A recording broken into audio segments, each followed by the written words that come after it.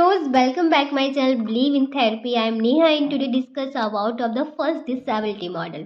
जो first disability model था उसे हम सैड नेगी डिसेबिलिटी मॉडल बोलते हैं, जो कि नेगी ने दिया था इन 1969 में। तो जो नेगी थे एक साइकोलॉजिस्ट थे जिन्होंने फर्स्ट ये मॉडल प्रोवाइड किया डिसेबिलिटी मॉडल। ये जो सजेस्ट किए following 4 types of the disability process. तो 4 टाइप की कौन कौन सी प्रोसेस है। फर्स्ट है हमारी एक्टिव पैथोलॉजी, जो कि लीड करती है हमारी बॉडी में इम्पेयरमेंट को, एंड इम्पेयरमेंट लीड करते हैं फंक्शनल लिमिटेशंस को, लिमिटेशन लीड करते हैं डिसेबिलिटी को। तो ये एक दूसरे से कोरिलेट होते हैं। तो जैसा कि हमने लास्ट के वीडियो में ऑलरेडी डिस्कस कर रखा है, जो कि लिंक आपको डिस्क्रिप्शन में मिल जाएगा, जिसमें हमने डिफरेंसेस भी डिस्कस किए हुए हैं और ये हमने एक डिटेल में ये जो डिसेबिलिटी की प्रोसेस है वो डिटेल में डिस्कस कर रखी है। तो प्लीज़ आप ज़रूर जाके देख लीजिएगा। सो यहाँ पे हम समझ लेते हैं एक्टिव पैथोलॉजी मीन्स कोई भी डिजीज़ होने की वजह से, कोई भी ट्रॉमा होने की वजह से हमारी बॉडी में जो इम्पेयरमेंट आता है, इम्पेयरमेंट होता है हमारे एनाटॉमिकल, फिजियोलॉजिकल एंड साइकोलॉजिकली। तो लॉस हो जाने की वजह से इम्पेयरमेंट आता है। इम्पेयरमेंट क्या करता है, फंक्शनल लिमिटेशन करता है हमारी बॉडी में। फंक्शन जो हमारे होते हैं डिस्ट्रक्ट हो जाते हैं, लिमिटेड हो जाते हैं।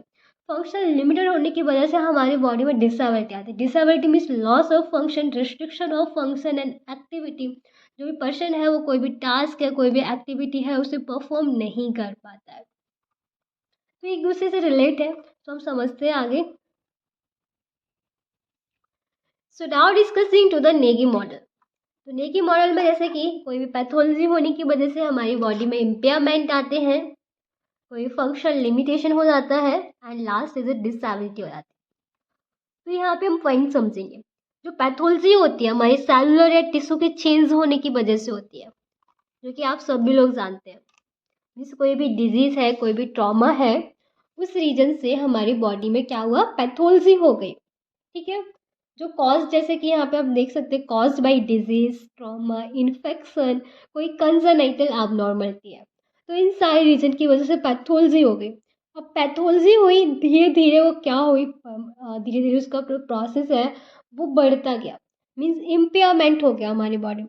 तो इम्पेयरमेंट क्या कहलाता है कि एबनॉर्मलिटीज, डिफेक्ट या कोई एबनॉर्मलिटी हो जाए, कोई भी डिफेक्ट हो जाए, या कोई भी loss in a function of an organ और ऑर्गन सिस्टम।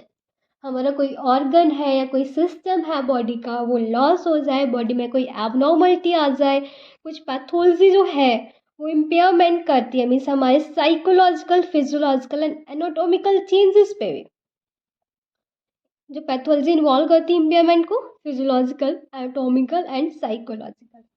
मीन्स कोई पर्सन है, जैसे कि हमने लास्ट वीडियो में भी बताया था, कोई पर्सन है जो कि ड्राइविंग करता है, फॉर एग्जाम्पल समझते हैं, और उसका सडनली कोई रोड ट्रैफिक एक्सीडेंट हो जाता है।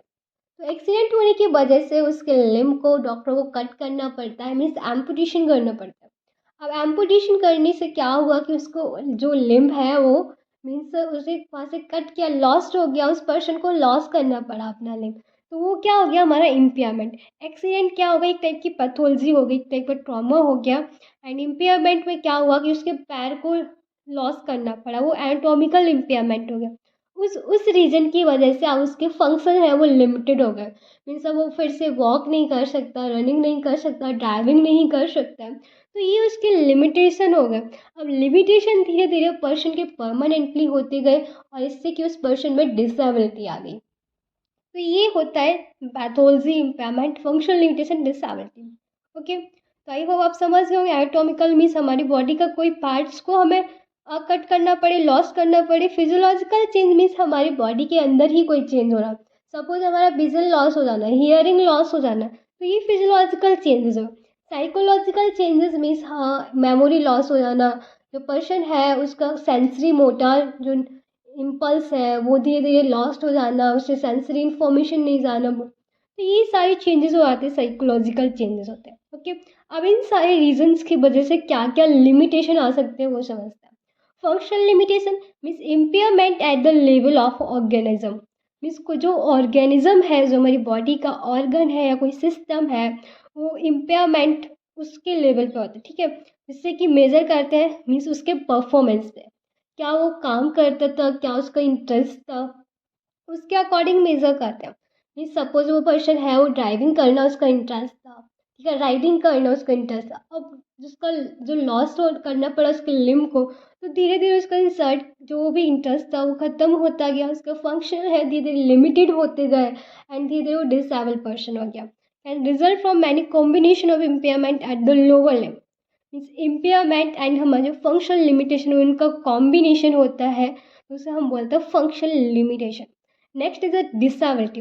Disability means limitation of the person in performing socially defined roles और टास्क। मीन्स उसके सोशली कोई भी रोल्स है, कोई भी टास्क है, कोई भी एक्टिविटी है, उस परफॉर्मेंस में धीरे धीरे लिमिटेशन आ जाना, धीरे धीरे उसके काम में रिस्ट्रिक्शन आ जाना, means called as a disability. Gap between personality and demand of the social. Means एक गैप क्रिएट हो जाना उस पर्सन के जो कि जैसे डिसेबल हुआ है, लॉस ऑफ एबिलिटी हुई, लैक ऑफ एबिलिटी हुई है, वो पर्सन और जो वो काम कर रहा था उसके बीच का जो रिलेशन था, धीरे धीरे वो गैप बनता गया उसके अंदर, ठीक है। तो जो डिमांड थी हमारी सोसाइटी की, उससे और उस पर्सन के बीच में एक गैप हो गया, तो ये हो गया हमारा डिसेबिलिटी। अब एक और अनदर एग्जाम्पल समझते हैं। फॉर एग्जाम्पल मीन्स एक पर्सन है जिसे अर्थराइटिस हुआ है, ठीक है। तो अर्थराइटिस हो क्या हो गया, एक टाइप का उसका पैथोलॉजी होगी।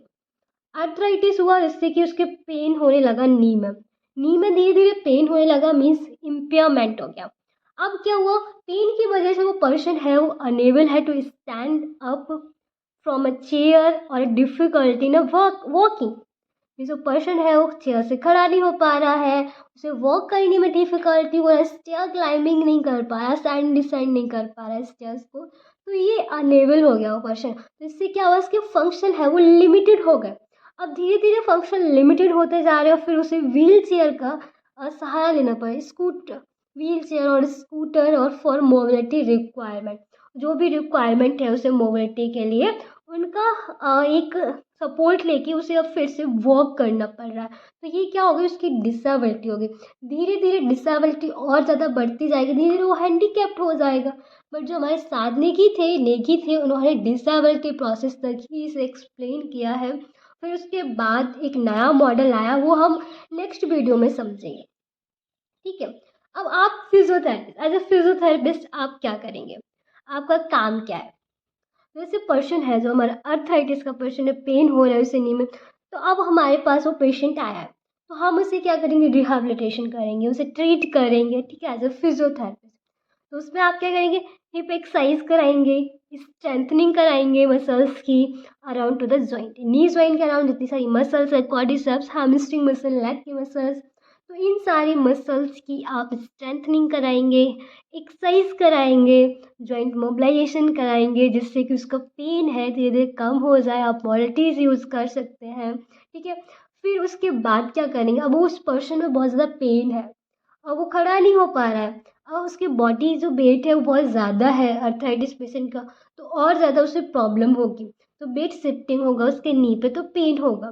तो हम क्या करेंगे, उस पर्सन को थोड़ा सा वेट लॉस करने का उसे एडवाइस देंगे थ्रू द न्यूट्रिशन के थ्रू। ऐसा नहीं है कि आप कुछ मत खाओ और ऐसे ही वेट लॉस करो, ऐसा नहीं है। तो पेशेंट की हेल्थ का भी ख्याल रखना है आपको।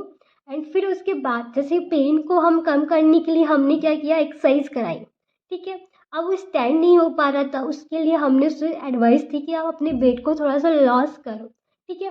अब वो जो पर्सन है वो वेट लॉस मीन्स उसका पेन की वजह से मोशन जितने थे वो डिफ़िकल्टी हो रही थी, अब उसने व्हील चेयर का सपोर्ट लिया। अब वो जो व्हील चेयर वाला पर्सन है, आप क्या करेंगे, फिजिकल थेरेपी, कंपनसेशन करेक्शन देंगे, वॉकर का यूज़ करेंगे, और जो भी जितनी सारी वो मोबिलिटीज़ जो यूज़ कर रहा था, धीरे धीरे आप उन्हें फिर से जो प्रोसेस थी उसकी उसे चेंज करेंगे, फिर से वो स्टैंड कर सके, फिर से वो वॉक कर सके, तो उसे उस स्टेज में आपको लाना है, ठीक है। तो ये आपका काम है एज अ फिजियोथेरेपिस्ट। तो आई होप आप नेगी मॉडल समझ गए होंगे। नेकी मॉडल्स में बस यही बोला गया है कि कोई भी पैथोलॉजी होने की वजह से पर्सन में इम्पेयरमेंट आ जाता है, इम्पेयरमेंट होने की वजह से फंक्शन लिमिटेड हो सकते हैं, और फंक्शन हमारे लिमिटेड होंगे तो डिसेबिलिटी हो सकती है। Thank you so much. Video आपके लिए हेल्पफुल रहा तो प्लीज़ वीडियो को लाइक करें, चैनल को सब्सक्राइब करें। कोई भी क्वेरी होती है तो कमेंट बॉक्स में पूछ सकते हैं। नेक्स्ट मॉडल हम नेक्स्ट वीडियो से समझेंगे। तब तक के लिए बाय बाय, टेक केयर।